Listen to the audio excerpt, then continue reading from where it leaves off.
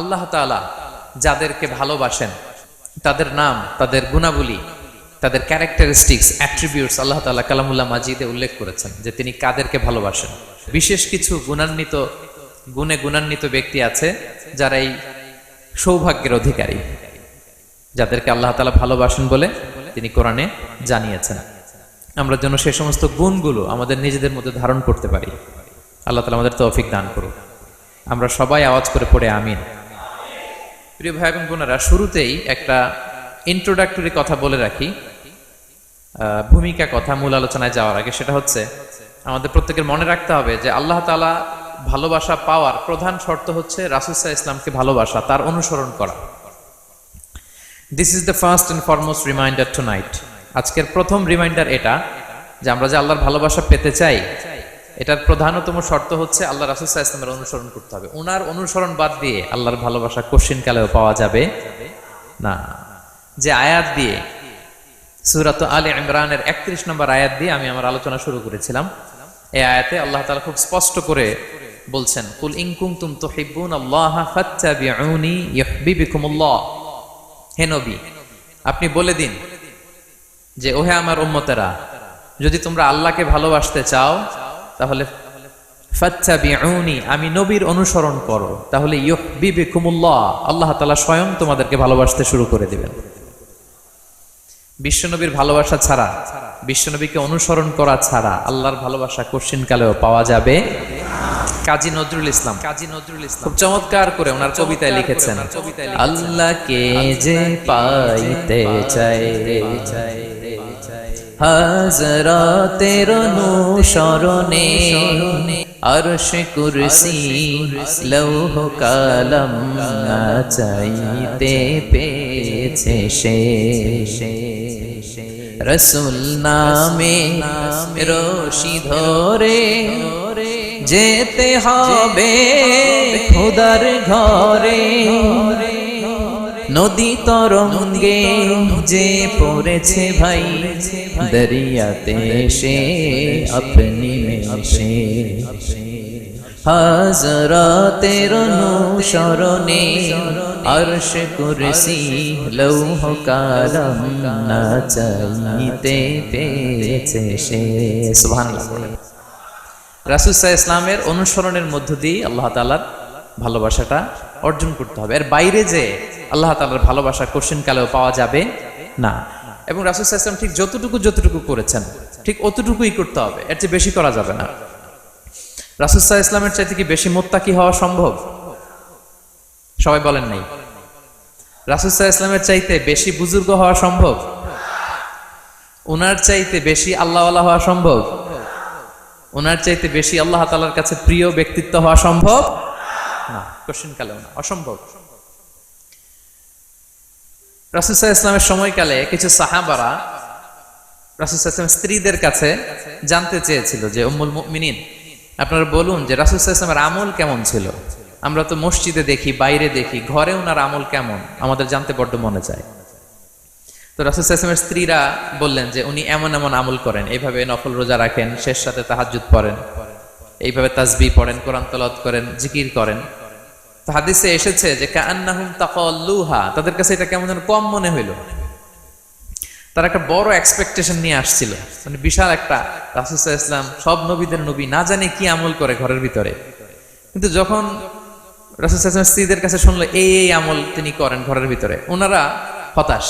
হায় রে, ভাবছিলাম এত এত আমল করে, এই মাত্র এরকম আমল করে, এগুলো তো আমরাও করি। কাআন্নাহুম তাকাল্লুহা, হাদিসে এসেছে ওনাদের কাছে এটা খুব কম মনে হইলো।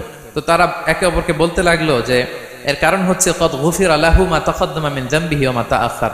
আল্লাহ তাআলা তো রাসূল সাল্লাল্লাহু আলাইহি ওয়াসাল্লামের আগের পরের সব গুনাহ মাফ করে দিয়েছে। ওনার তো আদতে কোনো গুনাহই নাই, কিন্তু আল্লাহ তাআলার ঘোষণা হচ্ছে, নবী হে, আপনার আগের পরের সব গুনাহ আমি মাফ করে দিলাম। তো সাহাবারা বলতেছেন এর কারণ হচ্ছে ওনার কোনো গুনাহই নাই, সব মাফ, এজন্য ওনার কম করলেও হয়, আমাদের তো এত কম করলে চলবে না। কথা বুঝতে পেরেছেন?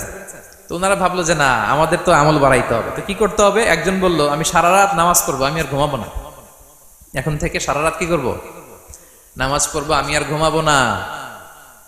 আরেকজন বলল তাহলে আমি সারা বছর রোজা রাখবো, রোজা ভাঙবো না, সারা বছর টানা রোজা। যেহেতু বেশি বেশি করতে হবে। আরেকজন বললো আমি স্ত্রীদের সাথে আর মেলামেশা করবো না, আমার স্ত্রীদের সাথে আমি আমার মতো বৈরাগ্য জীবনযাপন করব। তো এই কথা যখন রাসূল সাল্লাল্লাহু আলাইহি ওয়াসাল্লাম শুনলেন, রাসূল সাল্লাল্লাহু আলাইহি ওয়াসাল্লাম ওনাদেরকে ডেকে পাঠালেন, ডেকে বললেন আনতুমুল্লাযীনা কুলতুম কাযা ওয়া কাযা, তোমরা কি এমনটা এমনটা বলছো? তারা ভয়ে বলতেছে ইয়া রাসূলুল্লাহ, জি আমরা তো এরকম করে ফেলছি, বলে ফেলছি।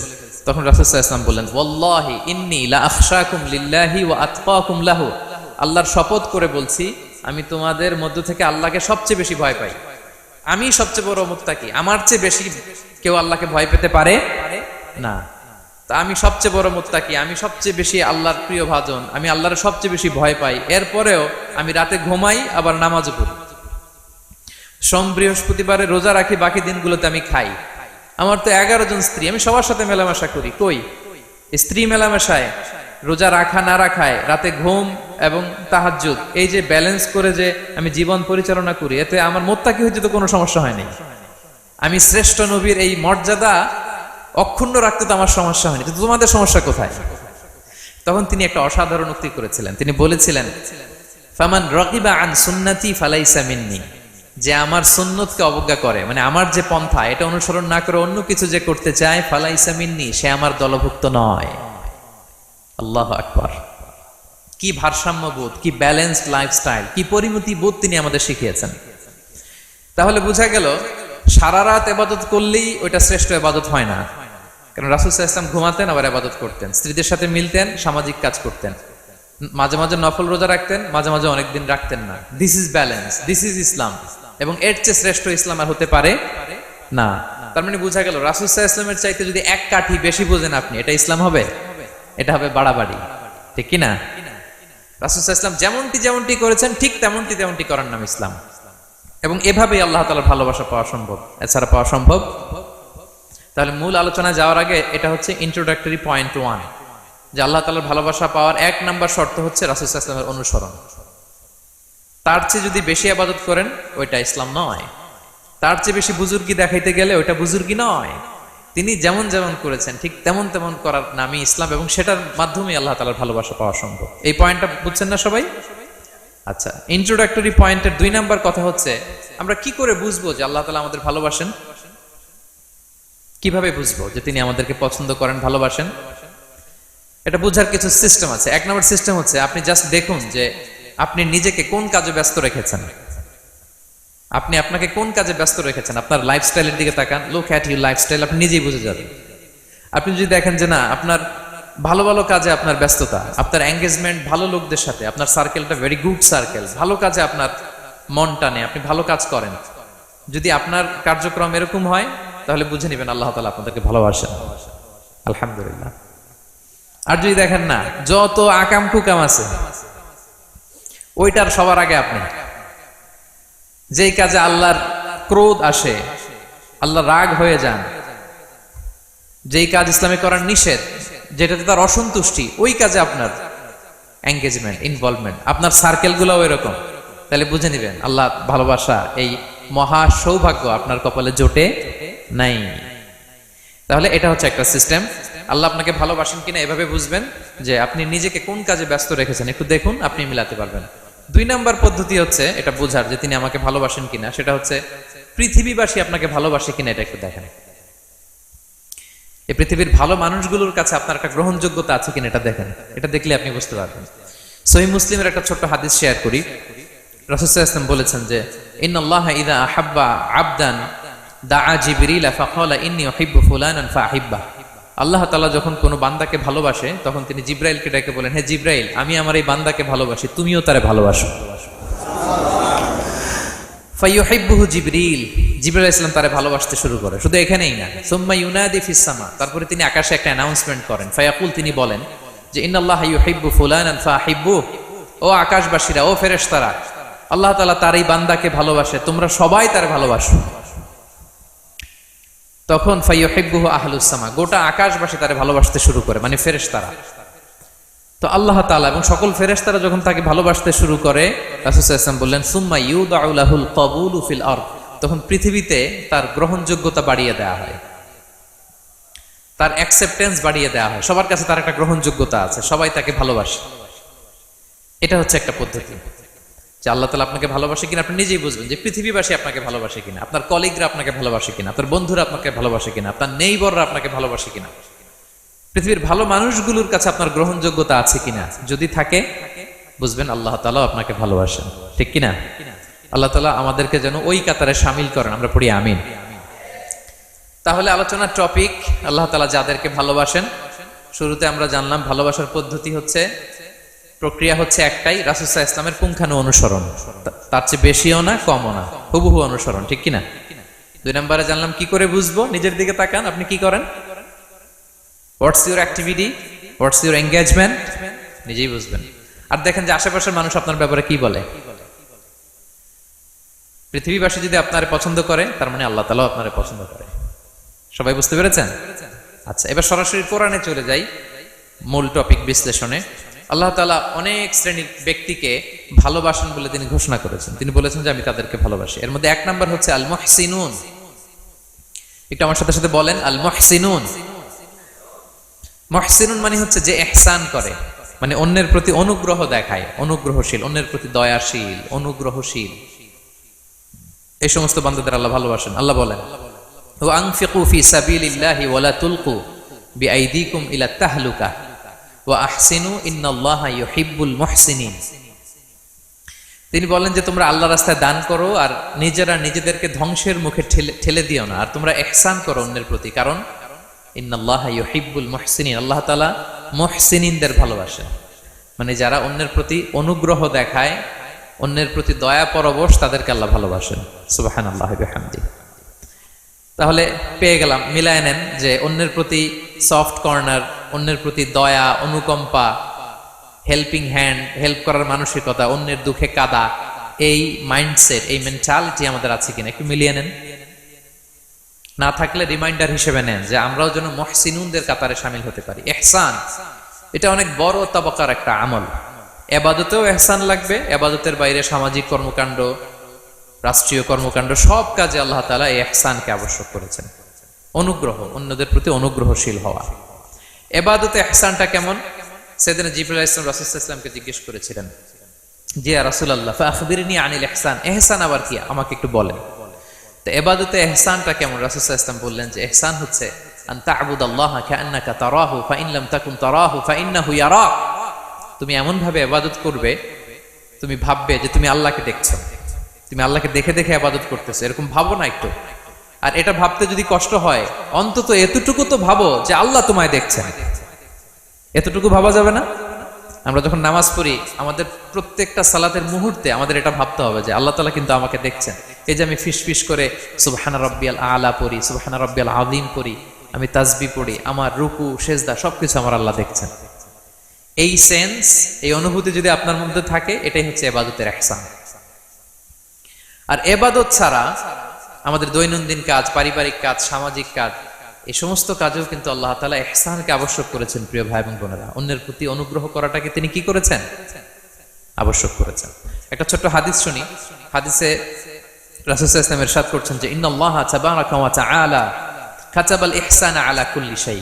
আল্লাহ তাআলা সব কিছুর উপর ইহসানকে আবশ্যক করেছেন, সব কিছুর উপর। মুমিনের সব কাজে ইহসান থাকতে হবে, অন্যের প্রতি অনুগ্রহের পরশ থাকতে হবে। এবার মজার একটা পার্ট আসছে হাদিসে, খেয়াল করে শুনি। রাসূল সাল্লাল্লাহু আলাইহি ওয়াসাল্লাম বলেন ফাইদা কাতালতুম ফাআহসিনুল কিতলা। আল্লাহ তাআলা সব জায়গায় ইহসানকে আবশ্যক করেছেন। এমন কি ফাইদা কাতালতুম, যখন তোমরা কতল করবে কাউকে, ফাআহসিনুল কিতলা, ইহসানের সাথে কতল করো। সুবহানাল্লাহ বললেন না? প্রসঙ্গটা কি? হত্যার প্রসঙ্গটা। রাষ্ট্রীয় কাজে হয়তো ডেথ পেনাল্টি, তার মৃত্যুদণ্ড দিতে হবে। রাসূল সাল্লাল্লাহু আলাইহি ওয়াসাল্লাম বলেন ফাইদা কাতালতুম ফাআহসিনুল কিতলা, মৃত্যুদণ্ড দিবা কিন্তু ইহসানের সাথে দিও। আপনি চাইলেই তার কান কেটে ফেলতে পারবেন না, তাকে শ্বাসরুদ্ধ করতে পারবেন না, পেট্রোল দিয়ে তার দেহ জ্বালিয়ে দিতে পারবেন না, চাইলেই এই দেহটারে আপনি নষ্ট করতে পারবেন না। রাষ্ট্রীয় কাজে বিচারে সাব্যস্ত হয়েছে তার এখন ডেথ পেনাল্টি, মৃত্যুদণ্ড কার্যকর করবেন, ঠিক আছে, কিন্তু সেখানে ইহসানের সাথে। ফাইদা কাতালতুম ফাআহসিনুল কিতলা, মৃত্যুদণ্ড কার্যকর করার সময় ইহসানের সাথে করো। ওয়া ইদা যাবাহতুম ফাআহসিনুয যাবহা, জবাই করার সময়ও ইহসান করো। সুবহানাল্লাহ। করতেছি জবাই, করতেছি কি?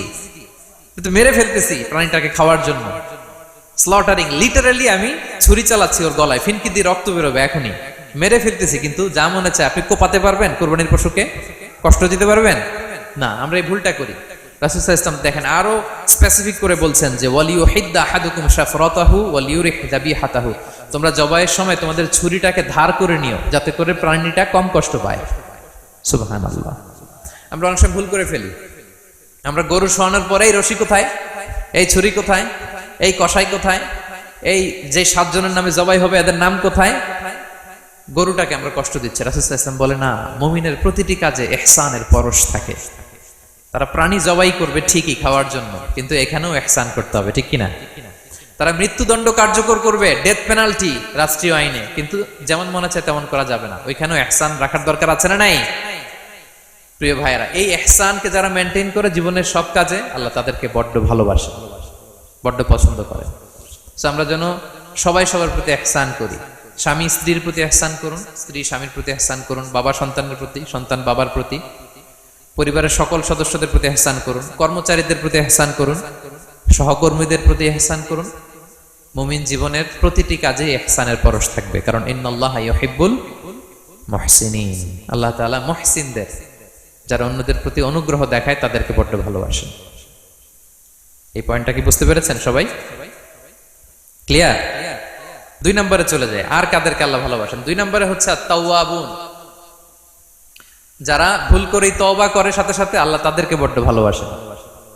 সুবহানাল্লাহ। আল্লাহ তাআলা বলছেন ইন্নাল্লাহা ইউহিব্বুত তাওয়াবিন ওয়া ইউহিব্বুল মুতাতাহহিরিন। আল্লাহ তওবাকারীদেরকে যেমনি ভালোবাসেন, পবিত্রতা অর্জনকারীদেরও ভালোবাসেন। ওটা আমি পরে আসতেছি, এখন তওবাতেই থাকি। তাহলে 2 নম্বরে হচ্ছে ইন্নাল্লাহা ইউহিব্বুত তাওয়াবিন। 2 নম্বরে হচ্ছে কাদেরকে ভালোবাসেন? তওবাকারীদেরকে তিনি বড্ড ভালোবাসেন। দেখেন রাসূল সাল্লাল্লাহু আলাইহি ওয়াসাল্লাম কি বলে, তিনি বলেন ওয়াল্লাহি ইন্নী লা আস্তাগফিরুল্লাহ ওয়া আতুবু ইলাইহি ফিল ইয়াউমি আকসারা মিন 70 মাররা। আল্লাহর শপথ, আমি বিশ্বনবী প্রতিদিন 70 বারেরও বেশি তওবা পড়ি। যার আগেও কোনো গুনাহ নাই, পরেও কোনো গুনাহ, উনি তওবা করে কয়বার? 70 বার। আমাদের তো কোনো গুনাহ টুনা নাই, তাই না? হ্যাঁ, আমাদেরও গুনাহ আছে নাকি? বস্তা ভরা। তো বিশ্বনবী যদি 70 বার তওবা করেন ডেইলি বেসিস, আমাদের করা দরকার কয়বার? যার যার কাছে ছেড়ে দিলাম, বলেন। 70,000 বার করা দরকার, ঠিক কিনা? প্রিয় ভাইরা, তাওবা কি? তাওবা মানে ফিরে আসা আল্লাহর কাছে। ভুল করেছি, অনুতপ্ত হয়ে আল্লাহর কাছে ফিরে আসবো, এটার নাম তাওবা। To return back to your Lord, আল্লাহর কাছে ফিরে আসবেন। এই ফিরে আসাটাকে আল্লাহ খুব পছন্দ করেন। এখানেই শয়তান আর আমাদের মধ্যে পার্থক্য। শয়তান ভুল করে করছি তো করছে, ওইটার মধ্যেই সে অটল অবিচল, ক্ষমা আর চাইনি। কিন্তু আমরা সকালে ভুল করে দুপুরে মাফ চাই, দুপুরে করে রাতে মাফ চাই, আজকে ভুল করে কালকে মাফ চাই, ঠিক কিনা? এই মাফ চাওয়াটাকে, ফিরে আসাটাকে, তার গুনাহগার বান্দা অনুতপ্ত হয়ে, রিয়েলাইজেশন হয়ে, বুঝতে পেরে ফিরে আসাটাকে তিনি বড্ড পছন্দ করেন, বড্ড পছন্দ করেন। এজন্য ভুল আমাদের হবে প্রিয় ভাইরা। আল ইনসান মিনান নিসিয়ান, আমাদের নামটাই এসেছে ভুল থেকে। আমরা ভুলে যাই, ভুল হয়ে যায় আমাদের, কিন্তু ক্ষমার রাস্তা, তওবার রাস্তা খোলা আছে না নাই? এটা হচ্ছে আমাদের জন্য আশা, হোপ। আমরা হোপফুল, সবসময় আশাবাদী। যত ভুল হোক, যত ভুল আপনি করেন, এটা খেয়াল রাখবেন, ভুল আপনি যতই করেন না কেন, তার রহমতের দরিয়া তার চাইতেও বড়, তার ক্ষমার মহাসাগর তার চাইতেও বিস্তৃত, যত ভুল আপনি করেন না কেন। এজন্য আল্লাহ তাআলা বলেন ইয়া আইয়ুহাল্লাযীনা আমানু তুবু ইলাল্লাহি তাওবাতান নাসুহা, ওহে বিশ্বাসীরা একনিষ্ঠভাবে তওবা করো, ফিরে আসো আমার দিকে। ফাফিররু ইলাল্লাহ 24/7। পৃথিবীর কোনো দরজা 24 ঘন্টা খোলা থাকে না। রাত 3টার দিকে যদি আপনি উঠে জায়নামাজটা বিছিয়ে যে ভুলটা করছেন ওটা স্মরণ করে চোখের পানি ছেড়ে মাফ চান, ক্ষমা করবে না তিনি? হ্যাঁ, ক্ষমা দেওয়ার জন্য তিনি বসে আছেন। এজন্য ভুল হইলে আমরা করবো আস্তাগফিরুল্লাহ। কি করবো? পড়েন আস্তাগফিরুল্লাহ রাব্বি মিন কুল্লি যামবি ওয়া আতুবু ইলাইহি। পড়েন আস্তাগফিরুল্লাহাল্লাযী লা ইলাহা ইল্লা হুয়াল হাইয়ুল কাইয়্যুম ওয়া আতুবু ইলাইহি। এটা পড়ে আল্লাহর কাছে ফিরে আসবেন, অনুতপ্ত হবেন, আল্লাহ ভুল করে ফেলেছে, আল্লাহ তুমি ক্ষমা করো, আল্লাহ তুমি ক্ষমা করো, আল্লাহ আমরা ভুল করে ফেলেছি। ভুল সবাই করে, কে না করে? হ্যাঁ, কুল্লু ইবনে আদম খাত্তা, বিষ্ণু বলেন তোমরা সবাই ভুলকারী, কিন্তু ওয়া খায়রুল খাত্তাইন আত-তাওয়াবুন, এই ভুলকারীদের মধ্যে শ্রেষ্ঠ যে ভুল করেই তওবা করে। তওবা করতে রাজি আছেন তো? সবাই রাজি আছেন? আমার প্রিয় ভাইয়েরা, এই তওবার দৃশ্যটা দেখতে আল্লাহ বড্ড পছন্দ করেন। বান্দা যখন ভুল বুঝতে পারে, মাথাটা নিচু করে চোখের পানি ছেড়ে বান্দা যখন কাঁদতে শুরু করে, এই দৃশ্যটা দেখলে আল্লাহ সহ্য করতে পারে না। আল্লাহর রহমতের দরিয়ায় জোশ খেলে যায়, বান্দা যা চায় আল্লাহ তাই দিয়ে দেয়। তখন চোখের পানির এত বড় পাওয়ার, এজন্য আমরা ভুল করে যেন অটল না থাকি, আল্লাহর কাছে যেন ক্ষমা চাই, আমরা যেন ফিরে আসি তার দরবারে। তার দরবার সবসময় খোলা, এবং তিনি এই তওবার বা ফিরে আসার দৃশ্যটা দেখতে কত পছন্দ করেন শোনেন। রাসূল সাল্লাল্লাহু আলাইহি ওয়াসাল্লাম বলেন, ওয়াল্লাযী নাফসি বিয়াদিহি, তার শপথ যার হাতে আমার আত্মা, লাউলাম তুযনিবু, তোমরা যদি ভুল না করতে, লা যাহাবাল্লাহু বিকুম, আল্লাহ তোমাদেরকে ধ্বংস করে দিতেন। ওয়ালা জাআ বিকওমিন, আল্লাহ এমন এক জাতি তৈরি করতেন, ইউযনিবুন, ওরা খালি ভুল করত, ফায়াস্তাগফিরুন, আর ক্ষমা চাইতো, ফায়াগফিরুল্লাহু লাহুম, আর আল্লাহ তাদের ক্ষমা করতেন। তোমরা যদি ভুল না করতে, এই বানি আদম, তোমরা যদি ভুল না করতে, তোমাদেরকে আল্লাহ তাআলা ধ্বংস করে এমন একটা গোষ্ঠী বানাইতেন যারা খালি ভুল করতো আর মাফ চাইতো, ভুল করতো আর মাফ চাইতো, আর আল্লাহ মাফ করে দিত। সুবহানাল্লাহ বললেন না? গাফিরিয যামবি ওয়া কাবিলিত তাওব, তিনি পাপ মোচন করার জন্যই তো তিনি আমার রব, তওবা কবুল করার জন্যই তো তিনি আল্লাহ সুবহানাহু ওয়া তাআলা, তিনি রব্বে কারীম, তার দয়ার কোনো শেষ নাই, তার মায়ার কোনো শেষ নাই। আমরা যখন তওবা করি, অনুতপ্ত হই, চোখের পানি ছেড়ে যখন কাঁদি, আল্লাহ যে কত খুশি হয় এটার একটা উপমা হাদিসে এসেছে, সহিহ মুসলিমের হাদিস। রাসূল সাল্লাল্লাহু আলাইহি ওয়াসাল্লাম বলেন, লাল্লাহু আশাদ্দু ফারাহান বিতাওবাতি আবদিহি হিনা ইয়াতুবু ইলাইহি, কেউ যখন তওবা করে আল্লাহ কত খুশি হয় জানো? শোনো, ওই ব্যক্তির চাইতে আল্লাহ বেশি খুশি হয়ে যায় যে ব্যক্তি মরুভূমিতে সফরে বেরিয়েছে, সাথে তার বাহন বা উট, ওই উটের মধ্যেই তার পানি বা খাবার, হঠাৎ করে উটটা হারায় গেছে। শুনতেছেন? মরুভূমিতে উট নিয়ে বের হয়েছিল সফরে, উটের মধ্যে তার পানি, তার খাবার, তার বেঁচে থাকার সমস্ত মাধ্যম, কিন্তু হঠাৎ করে উট কি হয়ে গেছে? হারায় গেছে। উট খুঁজে আর পায় না, দৌড়াতে দৌড়াতে হয়রান, কত দৌড়াবে, ধুধু মরু প্রান্তর, কয়েক ঘন্টা দৌড়ালেই তো সে তৃষ্ণার্ত হয়ে মারা যাবে। দৌড়াতে দৌড়াতে হাঁপাতে হাঁপাতে শেষ, জীবনের আশাও শেষ, যে উট যেহেতু পাই নাই, আজকে সারাদিন দৌড়ালে তো তৃষ্ণা আমি মারাই যাব রাতে। তো জীবনের আশা ভরসা শেষ করে হাঁটতে হাঁটতে হাঁপাতে হাঁপাতে হঠাৎ একটা গাছের সন্ধান পেল। ওই গাছের নিচে যে এত ক্লান্ত, তৃষ্ণার্ত, হাঁপাতে হাঁপাতে ঘুমায় গেছে, হতাশ, আমার বাঁচার আর কোনো মাধ্যম নাই, আমার উট হারায় গেছে, ওইখানেই পানি, ওইখানেই খাবার। ক্লান্ত শ্রান্ত হয়ে তৃষ্ণার চোটে ঘুম চলে আসছে, হঠাৎ ঘুম থেকে জেগে ওঠে, উটটা পাশেই দাঁড়ায় আছে।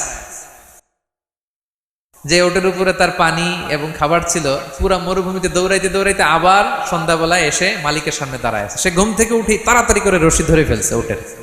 পুরোটা হাদিসের অনুবাদ শোনাচ্ছি। তো উটের রশি ধরে বেচারা এত খুশি, এত খুশি, এত খুশি, যে খুশির চোটে ও বলতে আরম্ভ করছে, আল্লাহুম্মা আনতা আবদি ওয়া আনা রাব্বুক, আল্লাহ তুমি আমার গোলাম, আমি তোমার রব, তুমি দয়া করে এই ওটটা ফিরাই দিছো, আজকে তুমি ওটটা ফিরাই না দিলে আমি তো মরে যেতাম, আল্লাহ প্রশংসা তোমার। খুশির চোটে। কিসের চোটে? খুশির চোটে কথা উল্টায় গেছে। সে এত খুশি, সে আনন্দে এত উদ্বেলিত, এত খুশি, সে বলতেছে আল্লাহ, আল্লাহুম্মা আনতা আবদি, আল্লাহ তুমি আমার গোলাম।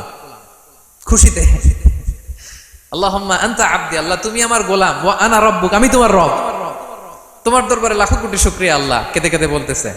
তা আল্লাহ বলে, ওইরকম একটা পরিস্থিতিতে যে তার জীবনের আশা ছেড়েই দিয়েছিল, হঠাৎ করে ওট ফিরে পাওয়ার পরে খুশির চোটে সে যখন আমি আল্লাহরে ওর গোলাম বানায় আর ওরে আমার রব বানায়, ওই লোকটা ওই মুহূর্তে ঠিক যত খুশি, আমার কোনো বান্দা তওবা করে যখন আমার কাছে ফিরে আসে, আমি আল্লাহ ওই বান্দার উপর তার চাইতে বেশি খুশি হয়ে যায়। লাল্লাহু আশাদ্দু ফারাহান। ওই ব্যক্তি কত খুশি হইলে আল্লাহর গোলাম বানায়, কত খুশি হইলে সে সেন্স হারায় ফেলে যে আল্লাহ তুমি আমার গোলাম, আমি তোমার রব। কখন বলে? খুশিতে সে মাতোয়ারা। আল্লাহ বলে, ওই মাতোয়ারা ব্যক্তি ওই মুহূর্তে যত খুশি, আমার কোনো বান্দা ভুল করে বোঝার পরে যখন চোখের পানি ছেড়ে আমার কাছে তওবা করে, আমি আল্লাহ তার চাইতে বেশি খুশি হয়ে যায়। তওবা করবেন তো? করবেন? ইন্নাল্লাহা ইউহিব্বুত তাওয়াবিন, আল্লাহ তাআলা তওবাকারীদের বড় ভালোবাসেন। আমার ভাইরা, ভুল হলেই যেন আমরা তওবা করি। কয়টা জানলেন? প্রথমটা কি ছিল? কি করে? ভুলে গেছি। ইহসান করে, মুহসিনুন, যারা অন্যদের প্রতি অনুগ্রহ প্রদর্শন করে। আচ্ছা, 2 নাম্বার কি ছিল? তাওবা, মানে আত-তাওয়াবুন, যারা ভুল হলেই কি করে? তাওবা করে। 3 নাম্বার হচ্ছে আল মুতাতাহহিরুন, যারা পবিত্রতা অর্জন করে, সবসময় পাক পবিত্র থাকে, নিট এন্ড ক্লিন থাকে। এই ক্লিনলিনেসকে আল্লাহ পছন্দ করেন। সুবহানাল্লাহ, কি সুন্দর আমাদের ধর্ম, কত চমৎকার আমাদের ইসলাম। রাদিতু বিল্লাহি রাব্বা ওয়া বিল ইসলামি দীনা, আমরা আল্লাহর রব হিসেবে পেয়ে খুশি, ইসলামকে দিন হিসেবে পেয়ে খুশি, ঠিক কি না? 3 নাম্বার হচ্ছে ওয়া ইউহিব্বুল মুতাতাহহিরিন, আল্লাহ তাআলা পবিত্রতা অর্জনকারীদের বড় পছন্দ করেন। মুতাতাহহিরিন, যারা সব সময় পাক পবিত্র থাকে, পরিচ্ছন্ন থাকে, এবং এটা খুব জরুরি। রাসূল সাল্লাল্লাহু আলাইহি ওয়াসাল্লাম বলেছেন আত-তুহুরু শাতরুল ঈমান, পবিত্রতা এটা ঈমানের অঙ্গ। কেন ঈমানের অঙ্গ?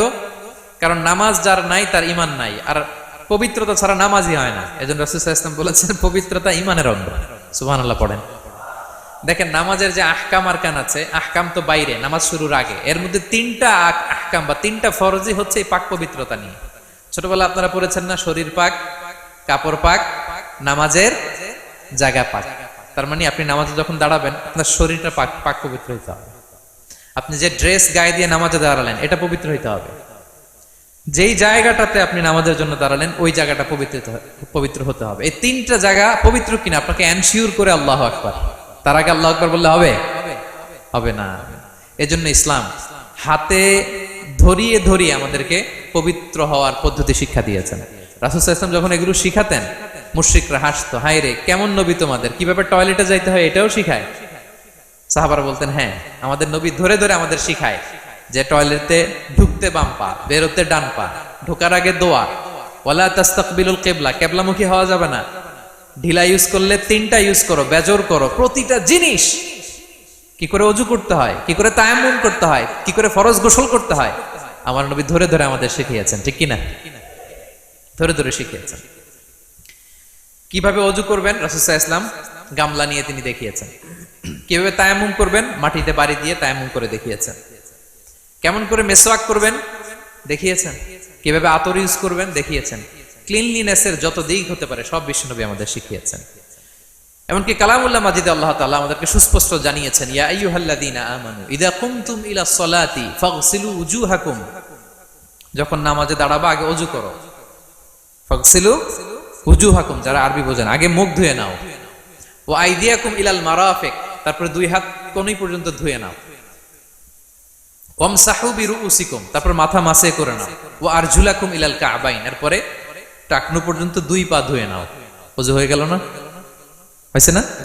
এভাবে ধরে ধরে আমাদেরকে শেখানো হয়েছে। যদি গোসল ফরজ হয়, ওয়া ইন কুনতুম জুনুবান ফাত্তাহহারু, গোসল ফরজ হলে গোসল করে নাও। এখন ওযু গোসলের জন্য পানি নাই, তো ওযু আর গোসলের জন্য যদি পানি না থাকে, ফালাম তাজিদু মাআন ফাতায়াম্মামু সাঈদান তাইয়্যিবা, পবিত্র মাটি দিয়ে তায়াম্মুম করো। দেখেন, ওযুও শিখাইলো কোরআন, তায়াম্মুমও শিখাইলো কোরআন। পাক পবিত্র হওয়ার, ক্লিনলিনেসের যত আয়োজন আছে সব আল্লাহর কোরআনে আছে না নাই? সব আল্লাহ তাআলা আমাদেরকে জানিয়ে দিয়েছেন। এবং আম্মা জান আয়েশা রাদিয়াল্লাহু তাআলা আনহা আল্লাহ রাসূল সাল্লাল্লাহু আলাইহি ওয়াসাল্লামকে জিজ্ঞেস করেছিলেন, ইয়া রাসূলুল্লাহ, কিয়ামতের দিন এত নবীর উম্মত, কোটি কোটি মানুষ, আপনি আপনার উম্মতকে চিনবেন কি করে? এত মানুষ থাকবে, আপনি কি করে চিনবেন?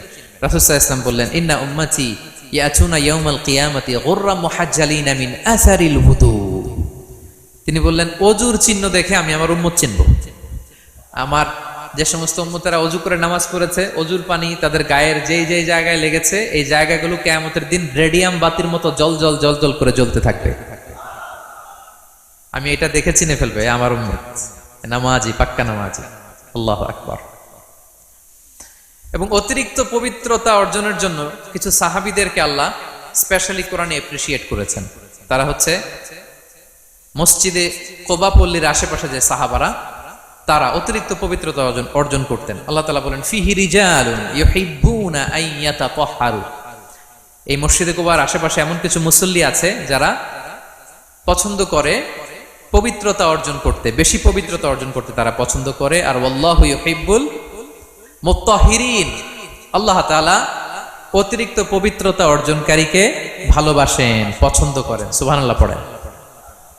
তো তাদের প্রশংসা যখন আল্লাহ তাআলা কোরআনে করলেন, বিষ্ণু সাল্লাল্লাহু আলাইহি ওয়াসাল্লাম তাদেরকে ডাকলেন, বললেন, ও কোবাপল্লীর সাহাবীরা, ঘটনা কি? তোমাদের নাম বিশেষভাবে আল্লাহ তাআলা কোরআনে উল্লেখ করেছে যে ফিহি রিজালুন ইউহিব্বুনা আন ইয়াতাতাহহারু। কি তোমাদের এমন গুণ, তোমরা কিভাবে পবিত্রতা অর্জন করো? তারা বলতে আরম্ভ করলো যে নাতাওয়াদ্দাউ লিস-সালাহ, আমরা নামাজের সময় ওযু করি, ওয়া নাগতাসিলু মিনাল জানাবা, গোসল ফরজ হলে গোসল করি, ওয়া নাস্তানজি বিল মা, আর পানি দিয়ে ইস্তেনজা করি। সুবহানাল্লাহ। এই পানি দিয়ে ইস্তেনজা করাটা আল্লাহ পছন্দ করেছেন। ওনাদের সময় ওনারা পানি দিয়ে ইস্তেনজা করতো না, পাথর দিয়ে, ঢিলা দিয়ে তারা ক্লিন হয়ে যেত। এর কারণ হচ্ছে তাদের খাদ্য প্রক্রিয়াটা এমন ছিল, ড্রাই ফ্রুট খেত, তো খেজুর, গোশত, রুটি, তো তাদের স্টুলটা ওইরকম হইতো। আরবের লোকদের অনেকের এই স্টুলটা এরকম হয়। যেমন আমাদের যখন কখনো কোষ্ঠকাঠিন্য হয় তখন দেখবেন যে আমাদেরও এরকম হয়। তা আমরা যখন স্টুল পাস করি তখন আমাদের এই পায়ুপথটা মূলত বেরিয়ে আসে, স্টুল পাস করে আবার পায়ুপথ আমাদের দেহের ভেতরে চলে যায়।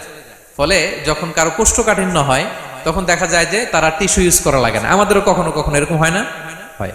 তো ওনাদের সারা বছর একই রুটিন, ওনাদের আসলে টিস্যু ইউজ করা লাগে না, ওনাদের স্টুলটাই এরকম। কিন্তু এরপরেও ওই সাহাবারা এক্সট্রা পানি ইউজ করতেন। আমরা যেমনি কল ঘোরালেই পানি, ওই সময় পানি এত অ্যাভেলেবল ছিল না, সপ্তাহে একদিন গোসল করার সুযোগ পেতেন। পানি মানে এটা গোল্ডের মতো দাম, ডায়মন্ডের মতো দাম পানি মরুভূমিতে। তো তারা বলে ওয়ানাস্তানজি বিল মা, আমরা পানি জমিয়ে রাখি, সেই পানি দিয়ে ইস্তেনজা করি।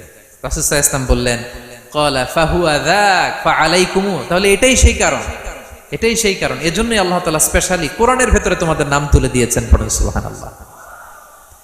আমরা যেন এই পবিত্রতাকে গুরুত্ব দেই প্রিয় ভাইরা, কারণ আল্লাহ তাআলা তিনি বলছেন ইন্নাল্লাহা ইউহিব্বুত তাওয়াবিন, তিনি তাওবাকারীদের যেমনি ভালোবাসেন, ওয়া ইউহিব্বুল মুতাতাহহিরিন, তিনি পবিত্রতা অর্জনকারীদেরকে ভালোবাসেন। আমরা যেন ওযু করার সময় খুব ভালোভাবে করি। রাসূল সাল্লাল্লাহু আলাইহি ওয়াসাল্লাম যখন বললেন ওযুর পানি যেখানে লাগে ওটা জলজল করে জ্বলবে, তো আবু হুরায়রা রাদিয়াল্লাহু তাআলা আনহু হাত তো ধুইতে হয় কোনি পর্যন্ত, উনি এতটুকু ধুইতেন। উনি বলতেন যে কিয়ামতের দিন আমার হাত এতটুকু পর্যন্ত জলজল করবে। কি মাইন্ডসেট ওনাদের, সুবহানাল্লাহ বিহামদিহি। সো আমরা যেন এই ক্লিনলিনেসের সর্বোচ্চ নাজরানা পেশ করি, সর্বোচ্চটা যেন আমরা সবসময় মেসওয়াক করা, পারফিউম ইউজ করা, অজু গোসল যেন আমরা করি। ফলে আমরা মুতাতাহহিরিন, পবিত্রদের অন্তর্ভুক্ত হতে পারবো। আর আল্লাহ তাআলা পবিত্রদের বড় ভালোবাসেন। বুঝতে পেরেছেন? তাহলে এক নম্বরে মুহসিনুন, যারা ইহসান করে, দুই নম্বরে যারা তাওবা করে, তিন নম্বরে যারা পবিত্র থাকে, চার নম্বরে আল মুত্তাকুন, যারা আল্লাহ তাআলাকে ভয় পায়। আল্লাহ তাআলা বলছেন বালা মান আওফা বিআহদিহি ওয়াত্তাকা ফাইন্নাল্লাহা ইউহিব্বুল মুত্তাকিন। হ্যাঁ, যারা ওয়াদা রাখে, আল্লাহকে ভয় করে, আল্লাহ তাআলা এই মুত্তাকিদের বড় ভালোবাসেন। মুত্তাকি অর্থাৎ আল্লাহ সচেতনতা, আল্লাহ ভীরুতা যাদের ভেতরে আছে, যে কোনো পরিস্থিতিতে তারা ভাবে যে আল্লাহ তাআলা আমাকে দেখছেন, এই সেন্স, এই অনুভূতি যার মধ্যে আছে সে মুত্তাকি। তা আমরা মানুষের সামনে যেভাবে যেরকম সৎ থাকি, আমরা যদি মানুষের চক্ষুর আড়ালেও সৎ থাকি তাহলে আমরা মুত্তাকি। বুঝতে পেরেছেন? মুত্তাকির তাকওয়ার অনেক সংজ্ঞা আছে, অনেক সংজ্ঞা। সবচেয়ে সহজ সংজ্ঞা হচ্ছে মানুষের সামনে আমরা যতটা ভালো, আমার প্রাইভেট লাইফেও যদি আমি ততটা ভালো হই তাহলে আমি মুত্তাকি। একটু যোগ বিয়োগ দিয়ে নেন নিজের সাথে নিজে, যে আমি পাবলিকলি যতটা ভালো প্রাইভেটলি ততটা ভালো কিনা। যদি হই তো আমি মুত্তাকি। ওমরে ফারুক রাদিয়াল্লাহু তাআলা আনহু একবার উবাই ইবনে কাবকে বললেন, ইয়া উবাই মা হুয়া তাকওয়া, আল্লাহ কোরআনে এত তাকওয়ার কথা বলেছেন, তাকওয়াটা কি? উনি প্রশ্নের উত্তর না দিয়ে উনিও প্রশ্ন করলেন। উনি বললেন হাল সালাকতা তরিকান যা শাউক, ইয়া আমিরাল মুমিনিন, আপনি কি কখনো মরুভূমিতে কাঁটাযুক্ত রাস্তা দিয়ে হেঁটেছেন? উনি বললেন হেঁটেছি। তো কিভাবে হেঁটেছেন? দেখেন কেমনে উত্তর দেয় এক সাহাবী আর এক সাহাবীকে। যেখানে যে রাস্তায় কাঁটা আছে, ক্যাকটাস আছে, গুলমলতা, কিভাবে হেঁটেছেন? তিনি বললেন ইজতাহাদতু ওয়া তাশাম্মারতু, আমি আমার জুব্বা পাগড়ি খুব আঁটোসাঁটো করে কাপড়টা উপরের দিকে টেনে এমন সাবধানে হেঁটেছি যাতে ক্যাকটাসের কাঁটা আমার গায়ে না লাগে। এই পথটা পাড়ি দিতে খুব সাবধানে, খুব প্রিকশন নিয়ে, এক্সট্রা কশন নিয়ে আমি পার হয়েছি। উবাই ইবনে কাব বললেন হাদা হুয়া তাকওয়া, এটাই তো তাকওয়া। এই তো বুঝে গেছেন আপনি। আপনি একটু আগে প্রশ্ন করছেন তাকওয়া কি, এটাই তাকওয়া। বলে তাই নাকি? তিনি বললেন হ্যাঁ। তো তিনি বললেন দুনিয়ার চলতি পথে ডানে বায়ে এরকম অনেক পাপের হাতছানি আপনাকে স্পর্শ করতে চাইবে। ওই যে কাঁটাযুক্ত রাস্তা দিয়ে আপনি যেভাবে সাবধানে, কাঁটা যাতে গায়ে না লাগে, খুবই প্রিকশন নিয়ে হেঁটেছেন, এই দুনিয়ার পুরো জার্নিটা যদি এইভাবে চালাতে পারেন তাইলেই আপনি মুত্তাকি। সুবহানাল্লাহ ওয়া বিহামদিহি। আল্লাহ তাআলা বলেন যাদের মধ্যে এই তাকওয়ার সেন্স আছে আমি তাদেরকে ভালোবাসি। তাকওয়া হচ্ছে কেউ না দেখলেও আল্লাহ দেখেন, এই অনুভূতি। সবার চোখ ফাঁকি দেয়া গেলেও একজনের চোখ ফাঁকি দেয়া যায় না, তিনি কে? এই অনুভূতির নাম হচ্ছে তাকওয়া। আল্লাহ বলেন ইন্না আকরামাকুম ইনদাল্লাহি আতকাকুম, তোমাদের মধ্যে সবচাইতে আল্লাহর কাছে সম্মানিত ব্যক্তি যার মধ্যে আল্লাহর ভয় বেশি। নাকি আল্লাহ বলছে তোমাদের মধ্যে যে সবচেয়ে বড় বিলিয়নিয়ার সে আল্লাহর কাছে সম্মানিত, দেখতে বেশি সুন্দর সে সম্মানিত, যার জনবল আছে, অর্থবল আছে, লোকবল আছে না। তাকওয়া, তাকওয়া হচ্ছে ক্রাইটেরিয়া। যার তাকওয়া বেশি সে আমার কাছে সম্মানিত। এবং আল্লাহ তাআলা বলেন ওয়া ইয়াত্তাকিল্লাহা ইয়াজআল লাহু মাখরাজা ওয়া ইয়ারযুকহু মিন হাইসু লা ইয়াহতাসিব, যে আল্লাহকে সবসময় ভয় পাবে, যে মুত্তাকি, সে কোথাও জীবনে আটকাবে না, কোথাও আটকাবে না। জীবনে কোনো বিপদ আসলে একটা ওয়ে আউট, একটা এক্সিট। মালয়েশিয়াতে তো বলে কেলুয়ার। মালয়েশিয়া কি বলে? এই জীবনে কোথাও আটকাবেন না, আটকাইলেই একটা কেলুয়ার পেয়ে যাবেন। কেলুয়ারের ব্যবস্থা করে দিবে কে? ব্যবস্থা করে দিবেন। আর এমন জায়গা থেকে তিনি রিজিকের বন্দোবস্ত করবেন আপনি কল্পনাও করেন নাই। সুবহানাল্লাহ ওয়া বিহামদিহি। তাহলে 4 নম্বরে মুত্তাকুন, যারা আল্লাহকে ভয় করে আল্লাহ তাদেরকে ভালোবাসেন। আমরা যেন মুত্তাকিদের কাতারে শামিল হতে পারি, আল্লাহ তুমি তৌফিক দাও। প্রিয় ভাইরা আমার, 5 নম্বরে হচ্ছে আল মুতাওয়াক্কিলুন, যারা আল্লাহর উপর তাওয়াক্কুল করে। আল্লাহ বলে ফাইদা আযামতা ফাতাওয়াক্কাল আলাল্লাহ ইন্নাল্লাহা ইউহিব্বুল মুতাওয়াক্কিলিন। কোন বিষয়ে যখন দৃঢ় সংকল্প নিয়েছো তো আল্লাহর উপর ভরসা করো, কারণ আল্লাহ ওই সমস্ত লোকদের ভালোবাসা যারা আমার উপর তাওয়াক্কুল করে, মানে ভরসা করে। তাওয়াক্কুল মানে একজনের উপর ভরসা, তিনি কে? আমরা ভরসা কার উপর করব? পৃথিবীর কোন শক্তির উপর, কোন মানুষের উপর, কোন মিডিয়ার উপর, কোন ক্ষমতার উপর? আমাদের ভরসা এক মহান সত্তার প্রতি, তিনি কে? সবসময় আমরা আল্লাহর উপর ভরসা রাখি এবং প্রতিটি মুহূর্তে যেন আমরা আল্লাহর উপর তাওয়াক্কুল করি। রাসূল সাল্লাল্লাহু আলাইহি ওয়াসাল্লাম এটা আমাদের শিখিয়েছেন। এমনকি ঘর থেকে বেরোলেও যেন আমরা আল্লাহর উপর তাওয়াক্কুল করি, বিশ্বনবী শিখিয়েছেন। তিনি ঘর থেকে বেরোলেই পড়তেন বিসমিল্লাহি তাওয়াক্কালতু আলাল্লাহ লা হাওলা ওয়ালা কুওয়াতা ইল্লা বিল্লাহ। পড়েন আপনারা? আল্লাহর উপর, আল্লাহর নামে, আল্লাহর উপর তাওয়াক্কুল করে বেরোলাম, এটা পড়ে বেরোবেন। আর প্রতিদিন লম্বা একটা দোয়া পড়তেন, আল্লাহুম্মা ইন্নী আউযু বিকা আন আযিল্লা আও উযাল্লা আও আদিল্লা আও উদাল্লা আও আযলিমা আও উযলামা আও আজহালা আও ইউজহালা আলাই। চমৎকার দোয়া, চমৎকার দোয়া। এটা পরে তিনি বেরোতেন। তো এই তাওয়াক্কুল যারা করে, আল্লাহর উপর ভরসা রাখে, আল্লাহ তাদেরকে বড্ড পছন্দ করেন। এখন তাওয়াক্কুলটা কি? তাওয়াক্কুল নিয়ে আমাদের সমাজে অনেক মিস আন্ডারস্ট্যান্ডিং আছে। প্রিয় ভাইরা আমার, তাওয়াক্কুল হচ্ছে কর্ম শেষে ফলাফলের জন্য আল্লাহর উপর নির্ভর করা। মনোযোগ দিয়ে শুনুন, আই রিপিট, আমি আবারও বলছি, কর্ম শেষে, আগে কি কর্ম, কর্ম শেষে ফলাফলের জন্য কার উপর নির্ভর করা? এখন আপনি কর্ম বাদ দিয়ে দিলেন, কিছু করলেন না, আর বললেন আল্লাহ ভরসা, যা করে আল্লাহ, আল্লাহ ভরসা, তাওয়াক্কালতু আলাল্লাহ। হইছে? এটা আপনার মন গড়া কথা হয়েছে, এটা তাওয়াক্কুল হয়নি। ইসলামী তাওয়াক্কুল হচ্ছে আপনি আপনার সাধ্যের সবটুকু করবেন, করার পরে ফলাফল কি আসবে? ফলাফল কি আমার হাতে? কার হাতে? এই জন্য আপনি আল্লাহর উপর তাওয়াক্কুল করবেন, কিন্তু কাজ বাদ দেয়া যাবে না। অনেকে নিজেদের অপারগতা, দুর্বলতা, কর্মহীনতা আর অলসতাকে তাওয়াক্কুল বানায় ফেলছে। কাজ করতে মনে চায় না, অলসতা, কয় তাওয়াক্কুল করলাম। বলেন তো এটা তাওয়াক্কুল হয়েছে? না। এই অপারগতা, অলসতার নাম তাওয়াক্কুল নয়। তাওয়াক্কুল মানে হচ্ছে কোনো কাজের পরিকল্পনা করা, এরপরে পরিকল্পনা বাস্তবায়নের উপায় খুঁজে বের করা এবং নানা কিছুর সহযোগিতা নিয়ে সেটা বাস্তবায়নের প্রাণান্তকর চেষ্টা করা, সব করা, আপনার রোল প্লে করা। আপনার রোল প্লে করা শেষ, এরপর কর্ম শেষে ফলাফলের জন্য আপনি আল্লাহর উপর তাওয়াক্কুল করবেন। কিন্তু কিচ্ছু না করে হাত গুটিয়ে বসে থেকে যদি বলেন তাওয়াক্কুল করলাম, আল্লাহ ভরসা, হয়েছে? হয়েছে? তাওয়াক্কুল হয়েছে? হয় নাই। তো এখানে ব্যালেন্স অ্যাটিটিউডে আসতে হবে। আমি সব করতে পারবো, এটাও যেমনি ভুল, আল্লাহই সব করে দিবেন, এটাও ভুল। The position of Islam is somewhere in between these two extreme lines. এই দুইটার মাঝখানে ইসলামের পজিশন। পাখিকে তাওয়াক্কুলের মডেল হিসেবে আল্লাহ উপস্থাপন করেছেন। পাখিকে বিশ্বনবী বলেন তোমরা যদি পাখির মতো তাওয়াক্কুল করো পাখিরে যেমনি আল্লাহ খাওয়ায় তোমাদেরকেও খাওয়াবে। পাখি কেমনি তাওয়াক্কুল করে বিষ্ণু বললেন তাগদু খিমাসান ওয়া তারুহু বিতানান। পাখিগুলো প্রতিদিন সকালবেলা কিচির মিচির রবে তার বাসা থেকে বের হয়ে জঙ্গলে ছড়িয়ে পড়ে, সারাদিন খুঁজতে খুঁজতে, ঘুরতে ঘুরতে, উঠতে উঠতে আল্লাহ তাআলা বিকেল বেলা আবার প্রতিটি পাখির ওদর পূর্তি করে তার ঘরে ফিরিয়ে নিয়ে আসে। ঠিক কিনা? তো পাখি কি ঘরের ভিতরে বসে থেকে তাওয়াক্কুল করছে? সকালবেলা আগে কি করছে? বের হয়ে গেছে। তো আগে আপনার রোলটা আপনার প্লে করতে হবে, তারপরে আপনি আল্লাহর উপর তাওয়াক্কুল করবেন। অনেকে নিজেদের অপারগতা, অলসতাকে তাওয়াক্কুল বানিয়েছে। না, অপারগতা, অলসতা, কর্মহীনতা এগুলো থেকে রাসূল সাল্লাল্লাহু আলাইহি ওয়াসাল্লাম আল্লাহর কাছে পানাহ চেয়েছেন। এগুলোর সাথে ইসলামের কোনো সম্পর্ক নাই। তার মানে হাত গুটিয়ে বসে থেকে আল্লাহ ভরসা বলবেন, কি করবেন? হ্যাঁ, সর্বোচ্চ চেষ্টা চালিয়ে যেতে হবে। এরপরে ফলাফলের জন্য আমরা কার উপর ভরসা করব? কারণ ইন্নাল্লাহা ইউহিব্বুল মুতাওয়াক্কিলিন, আল্লাহ তাআলা তাওয়াক্কুলকারীদেরকেও ভালোবাসেন। আলহামদুলিল্লাহ বলেন। তাহলে কয়টা গেল? কয়টা? আর তিনটা বলবো, আর তিনটা। 6 নম্বরে হচ্ছে as-সাবিরুন। সাবিরুন মানে কি? হ্যাঁ, ধৈর্যশীল। তো বুঝে ফেলছে। as-সাবিরুন সবর শব্দ থেকে এসেছে। as-সাবিরুন মানে ধৈর্যশীল।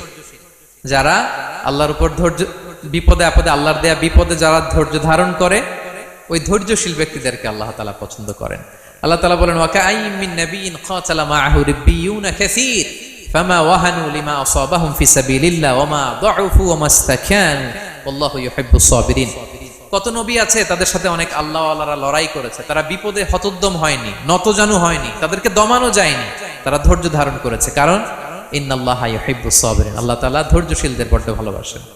ধৈর্যশীল, ধৈর্য ধারণ করতে হবে। ধৈর্য ধারণ এটা সবার পক্ষে সম্ভব হয় না। ধৈর্য এটা এমন একটা গাছ, যে গাছের চারদিকে শুধু কাটা আর কাটা, কিন্তু ফলটা বড় মিষ্টি। আবার বলি, ধৈর্য এমন একটা গাছের নাম, যে গাছের সারা গায়ে কাটা, সারা গায়ে কি, কিন্তু ফল মিষ্টি। ওই মিষ্টি সুস্বাদু ফল আনতে গেলে কিছু কাটা সহ্য করতে হবে। আমরা যেন বিপদে ধৈর্য ধারণ করি। রাসূল সাল্লাল্লাহু আলাইহি ওয়াসাল্লামকে আল্লাহ তাআলা নিজে সান্ত্বনা দিয়েছেন আর বলেছেন ওয়াসবির আলা মা ইয়াকুলুনা ওয়াহজুরহুম হাজরান জামিলা।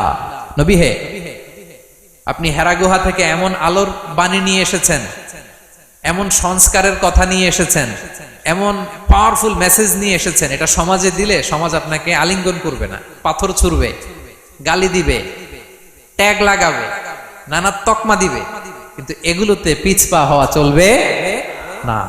নবী হে ওয়াসবির, আপনি ধৈর্য ধারণ করুন। আলা মা ইয়াকুলুন, ওরা যাই বলুক, আপনারে কখনো বলবে গণক, কখনো বলবে জাদুকর, কখনো বলবে পাগল, কখনো বলবে কবি, এখন আমাদেরকে বলে না, হ্যাঁ, কখনো বলে মৌলবাদী, কখনো বলে জঙ্গিবাদী, কখনো বলে রাজাকার, আছে না নাই? যুগে যুগে এই ট্যাগিং সংস্কৃতি আছে। তারা ট্যাগ লাগায়, তারা নানা ধরনের মিথ্যা তকমা লাগায়।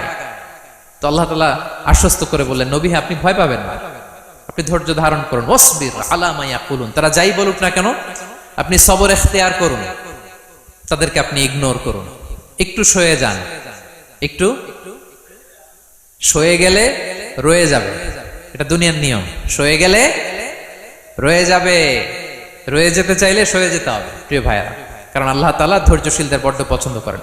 এবং রাসূল সাল্লাল্লাহু আলাইহি ওয়াসাল্লাম একটা চমৎকার হাদিস বলেছেন, তিনি বলেছেন আজাবান লিআমরিল মুমিন, মুমিনের ব্যাপারটা বড়ই ইন্টারেস্টিং, বড়ই চমৎকার, এটা মুমিন ছাড়া অন্য কারো হয় না। ব্যাপারটা কেমন? রাসূল বলেন ইন আসাবাতহু সাররাউ শাকারা, মুমিন যখন আনন্দে থাকে তখন মুমিন শুকরিয়া করে। শুকরিয়া করলে সওয়াব আছে না নাই? কারণ শুকরিয়া একটা ইবাদত। আর ওয়াইন আসাবাতহু দাররাউ, মুমিন যখন বিপদে পড়ে দুঃখে থাকে সাবারা, তখন সে ধৈর্য ধারণ করে। ধৈর্য ধারণ করলে সওয়াব আছে না নাই? তো সওয়াব ছাড়া আমাদের আর কিছু আছে? আমি জীবনে হয় সুখী নয় দুঃখী, কি বলেন? আমাদের জীবনের চলতি পথে হয় কখনো আমরা সুখী নয়, সুখের সময় কি করি? শুকর করি। শুকর করলে সওয়াব আছে না নাই? আর দুঃখের সময় কি করি? সবর করি। সবর করলে সওয়াব আছে না নাই? তাহলে হয় শুকর নয় সবর, এই দুইটা ইবাদত মুমিন জীবনে সর্বদা চলমান। কেমন একটা উইন উইন সিচুয়েশন, সুবহানাল্লাহ পড়বেন না? একটা উইন উইন সিচুয়েশন। এজন্য প্রিয় ভাইরা, মাথা গরম করবেন না, কখনোই অস্থির হবেন না, আতঙ্কিত হবেন না, ধৈর্য ধারণ করুন। কারণ ধৈর্য এমন একটা গাছ, চারি গায়ে কাটা, কিন্তু ফলটা বড় মিষ্টি। এজন্য আল্লাহ তাআলা বলেন ইন্নাল্লাহা ইউহিব্বুস সাবিরিন, আল্লাহ তাআলা ধৈর্যশীল বান্দাদেরকে পছন্দ করেন। কয়টা গেল? 6টা। 7 নম্বরে আল মুকসিতুন। মুকসিতুন মানে হচ্ছে ন্যায়পরায়ণ, যে ইনসাফের সাথে ফায়সালা করে, যে পার্শিয়ালিটি করে না, হ্যাঁ, 2 নাম্বারই করে না। বিচার করতে যে যখন রায় দেয় ন্যায়সঙ্গত ভাবে রায় দেয়, ঘুষ খেয়ে বায়াজ হয়ে কোনো রায় দেয় না, তাদেরকে আল্লাহ পছন্দ করে। কিন্তু আমাদের বিচার ব্যবস্থার দিকে তাকান, গোটা বিশ্বব্যাপী আছে না নাই? হ্যাঁ, ছোট্ট একটা বিচারেও দেখবেন যে ছোট্ট সালিশ বসছে, এর কাছ থেকে টাকা খেয়ে ওর পক্ষে রায় দিয়ে দেয়, এরকম আছে না নাই? না, আল্লাহ তাআলা তাদেরকে বড্ড অপছন্দ করেন। বরং যারা বায়াজ নয়, যারা পার্শিয়ালিটি করে না, যারা ইনসাফের সাথে ন্যায় ভিত্তিক ফায়সালা করে, আল্লাহ তাদেরকে পছন্দ করেন। আল্লাহ তাআলা বললেন ওয়া ইন হাকামতা ফাহকুম বাইনাহুম বিল কিসত। নবী, যখন আপনি বিচার করবেন ন্যায় পরায়ণতার সাথে বিচার করুন, কারণ ইন্নাল্লাহা ইউহিব্বুল মুকসিতিন, আল্লাহ তাআলা ন্যায় পরায়ণদেরকে বড্ড ভালোবাসেন। ন্যায় পরায়ণ জীবনের প্রতিটি ক্ষেত্রে, পার্শিয়ালিটি আপনি করতে পারবেন না, আপনার মধ্যে কোনো বায়াসনেস থাকতে পারবে না। আল্লাহ বলেন কিয়ামতের দিন আমি যে মিজানের পাল্লা বসাবো, ওয়া নাদাউল মাওয়াজিনাল কিসতা লিয়াউমিল কিয়ামা, এই মিজানের পাল্লা, এর মধ্যে কোনো বায়াসনেস নাই। ফামাইয়া আমাল মিসকালা যাররাতিন খাইরান ইয়ারা, অনুপরিমাণ ভালো এটাও ওজন হবে, অনুপরিমাণ খারাপ এটাও ওজন হবে। ফালা তুযলামু নাফসুন শাইআ, সেদিন কারো প্রতি বিন্দু পরিমাণ জুলুম করা হবে না। ন্যায় বিচারের মানদণ্ড তিনি সেদিন কায়েম করবেন। আর দুনিয়াতে যারা ন্যায় বিচার করে, ন্যায় ভিত্তিক ফায়সালা করে, তাদেরকে আল্লাহ ভালোবাসেন। সুবহানাল্লাহ পড়েন। রাসূল সাল্লাল্লাহু আলাইহি ওয়াসাল্লাম কতটা ন্যায়পরায়ণ ছিলেন শুনেন। 8ম হিজরিতে তিনি যখন মক্কা বিজয় করলেন, মক্কার লোকেরা তার হাতে বায়াত হলো, তিনি অল্প কিছুদিন এখানে 20 দিনের মতো ছিলেন মক্কায়। তো ইন দ্য মিন টাইম মক্কার কুরাইশ গোত্রের একটা শাখা, এটার নাম হচ্ছে বনু মাখজুমিয়া। বনু মাখজুমিয়া গোত্রের একটা নারী চুরিতে ধরা পড়ল। তো চুরি করলে ইসলামের বিধান কি? আস-সারিকু ওয়াস-সারিকাতু ফাকতাউ আইদিয়াহুমা, হাত কেটে দাও। এখন সাহাবারা বলতে লাগলো, হায় রে, এই নতুন মাত্র কুরাইশরা কালিমা পড়ে মুসলমান হইল, রাসূল সাল্লাল্লাহু আলাইহি ওয়াসাল্লাম যদি এখনই এই মহিলার হাত কেটে দেয়, তাহলে এখানে তো একটা ঝামেলা হবে। কিন্তু আমরা তো কেউ বলারও সাহস রাখি না। কে যে বলবে নবীর কাছে যে নবী, এই আজকের জন্য, এবারের জন্য এই মহিলারা মাফ করে দেন, হাত কেটে দিয়েন না। কেউ সাহস করতে পারে না। পরে রাসূল সাল্লাল্লাহু আলাইহি ওয়াসাল্লামের পালক পুত্রের ছেলে উসামা বিন যায়েদ হিব্বু রাসূলিল্লাহ, উনাকে রাসূল সাল্লাল্লাহু আলাইহি ওয়াসাল্লাম বড্ড ভালোবাসতেন। সবাই বলে উসামারে যে বল, সে তো নাতির মতো। যায়েদ হচ্ছে পালক পুত্র, পালক পুত্রের ছেলে তো নাতি, হাসান হোসেনের মতো আদর করতেন। তো তাকে যে বলো, সবাই বললো উসামা আমরা কেউ পারবো না, তুমি যে বলো। তো উসামা ছোট মানুষ যে বলতেছে, ইয়া রাসূলুল্লাহ সবাই বলতেছে এবারের জন্য একটু মাফ করে দেয়া যায় না, এই মহিলাটারে একটু মাফ করে দেয়া যায় না। রাসূল সাল্লাল্লাহু আলাইহি ওয়াসাল্লাম রেগে গেলেন। তিনি বললেন, তোমাদের আগে বনি ইসরাইলের এই স্বভাব ছিল, ধনীরা চুরি করলে মাফ করত, গরিবরা চুরি করলে বিচার কার্যকর করত। শুনে রাখো কুরাইশের লোকেরা, শুনে রাখো মক্কাবাসী, লাউ আন্না ফাতিমাতা বিনতি মুহাম্মাদিন সারাকাত লাকাতাআ মুহাম্মাদুন ইয়াদাহা। আরে বনু মাখজুমিয়ার মেয়ে তো দূর কি বাত, আমার কলিজার টুকরা নয়নের পুতলি ফাতেমাও যদি আজকে চুরিতে ধরা পড়তো, তার হাত কেটে দিতে আমি মুহাম্মদ 1 সেকেন্ডও দেরি করতাম না। আমার মেয়ে ফাতেমা যদি চুরিতে দোষী সাব্যস্ত হতো, তার হাত কাটতে আমি সময় নিতাম না। This is Islam, this is ইনসাফ, দিস ইজ জাস্টিস। এটাকে বলে ন্যায় ভিত্তিক বিচার, যেখানে কোনো স্বজনপ্রীতি নাই, যেখানে কোনো পার্শিয়ালিটি নাই, যেখানে কোনো বায়াসনেস নাই। যারা ন্যায় ভিত্তিক ফায়সালা দেয়, মুকসিতুন, আল্লাহ তাআলা তাদেরকে পছন্দ করেন। আমরা যেন তাদের অন্তর্ভুক্ত হতে পারি। আল্লাহ তৌফিক দান করো। সব শেষ পয়েন্ট, আল মুনাজ্জামুনা ফি মাইদানিল জিহাদ, যারা জিহাদের ময়দানে সুশৃঙ্খল থাকে, ডিসিপ্লিন। সর্বশেষ হচ্ছে ডিসিপ্লিন। এই যে মাশাআল্লাহ আজকের এই সাইবার জায় কনফারেন্স খুবই ডিসিপ্লিনড একটা প্রোগ্রাম, সবাই সারিবদ্ধ হয়ে বসে আছেন, এবং এই সারিবদ্ধ হয়ে যারা বসে থাকে, যারা ময়দানে থাকে, তাদেরকে আল্লাহ তাআলা বড্ড পছন্দ করেন। যারা বিশৃঙ্খলা করে না, যারা সুশৃঙ্খল। তা আমরা মুসলিমরা কি বিশৃঙ্খল জাতি না সুশৃঙ্খল জাতি? আমরা সুশৃঙ্খল ইনশাআল্লাহ বিইذنিল্লাহ। আল্লাহ তাআলা বলছেন ইন্নাল্লাহা ইউহিব্বুল্লাযীনা ইউকাতিলুনা ফি সাবিলিহি সাফফান কাআন্নাহুম বুনিয়ানুম মারসুস। আল্লাহ ওই বান্দাদের ভালোবাসেন যারা জিহাদের ময়দানে সফফান, সফফান মানে সারিবদ্ধ, কাতারে কাতার, এবং এমন কাতার কাআন্নাহুম বুনিয়ানুম মারসুস, যেন এটা মজবুত একটা সীসা ঢালাই করা প্রাচীর। সুবহানাল্লাহ। সাহাবারা নামাজের কাতারে পায়ের সাথে পা লাগিয়ে দাঁড়াতেন, কাঁধের সাথে কাঁধ লাগিয়ে দাঁড়াতেন। পিছন থেকে বিশ্বনবীরে অ্যাটাক করতে গেল 10 মিনিট লাগবে। সব সাহাবাদেরকে আক্রমণ করে বিশ্বনবী পর্যন্ত পৌঁছাতে তাদের অনেক সময় লেগে যাবে, এমন সীসা ঢালা প্রাচীরের মতো তারা পেছনে দাঁড়াতেন। সুবহানাল্লাহ। তো যারা জিহাদের ময়দানে সুশৃঙ্খল ভাবে দাঁড়ায়, ডিসিপ্লিন ম্যানারে, ওয়েল অ্যারেঞ্জড ম্যানারে, ওয়েল অর্ডার্ড ম্যানারে, আল্লাহ তাআলা তাদেরকে বড্ড পছন্দ করেন। আর যারা বিশৃঙ্খলা করে তাদেরকে আল্লাহ পছন্দ করেন না।